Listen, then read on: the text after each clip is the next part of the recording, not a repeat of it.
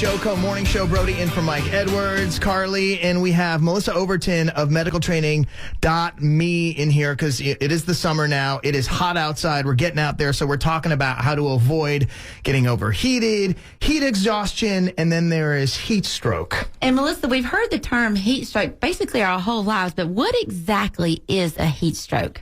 When we ignore the signs and symptoms of heat exhaustion, what we were talking about in the last break was the fact that when people start getting crampy and nauseated and confused and we ignore that, that's where we progress into a heat stroke. And that's actually a life-threatening emergency. Basically, at that point, our body can stop sweating. It's beet red.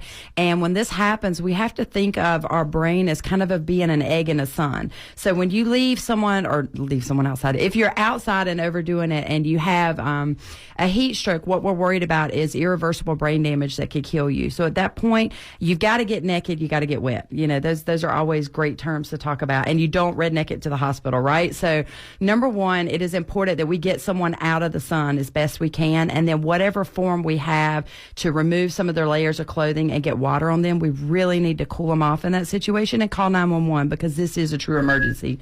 This isn't a time to put the family member in the car and redneck it.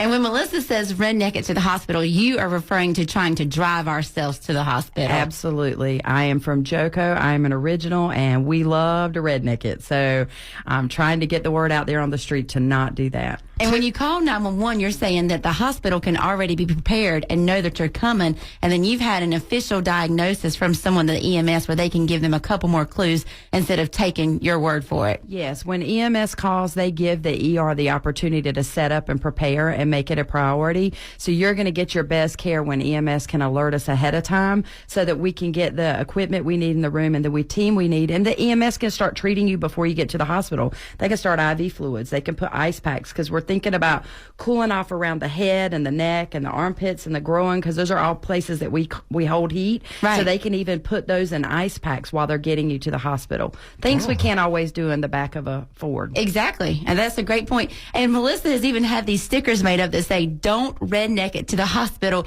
medicaltraining.me. And her office is downtown Smithfield, right there on the corner of Front Street and Market Street, really just across from the Little Brown Jug. Everybody knows where that is. Right. So if you want to get one of these free stickers, that's a great reminder to call 911. And when we'll be coming back, we're going to be talking about drowning and what to do in an emergency situation in the pool and what dry drowning looks like. Are you hearing this? What's that noise? Yes, if you start hearing a talking volleyball, you may need to call 911. Wilson!